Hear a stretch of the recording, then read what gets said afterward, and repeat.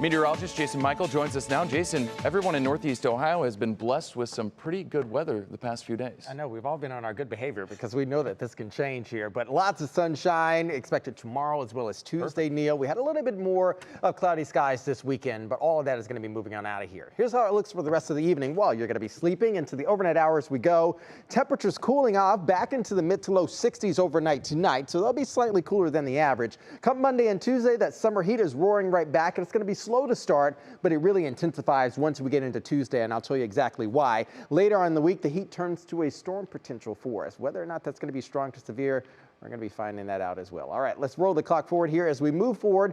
You can look at our temperatures, at least right now, some upper 60s, low 70s along the lakeshore region. Again, remember that water helps to kind of moderate temperature, so not a dramatic drop along the coastline as opposed to inland. Okay, so remember that for cooling off and also warming things up. Lake conditions for tomorrow will also be stellar. We're expecting clear skies, a west-northwest wind, roughly 5 to 10 knots, so it likely feel a little bit cooler out there on the lake with that extra breeze. Here's your National Design Mart forecast. Again, clouds clearing out overnight tonight. Temperatures around the high noon hour, upper 70s to low 80s. Again, moving back into that near normal territory. We're going to cruise right into the afternoon with that northwest breeze, 5 to 10 miles per hour. It's going to feel a little bit extra humid along the coastline, maybe a little bit extra humidity along the inland areas. But again, with that northwest breeze, that is a drier air in the mid to upper levels. So that's likely going to be very cool and also refreshing.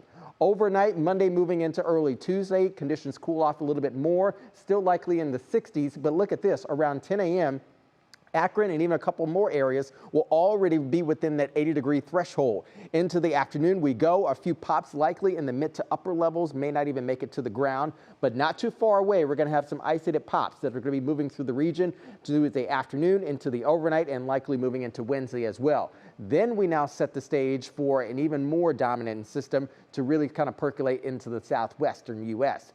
50s waking up for several tomorrow morning. 60s you can see in other areas. Downtown Cleveland, I think, will likely be between that 64 and 66 degree threshold. In tomorrow afternoon, mid to low 80s expected again in the near normal territory. Now look what happens on Wednesday into Thursday. This is likely going to be prevalent for us because in the southwest, a very dominant area of high pressure is going to be building. And what that will do is it's going to allow for some activity to cruise right on into the Ohio River Valley. We stand a little bit of an equal, slightly above average chance of precipitation in the 6 to 10 day outlook, but that also helped to keep our temperatures near normal as well.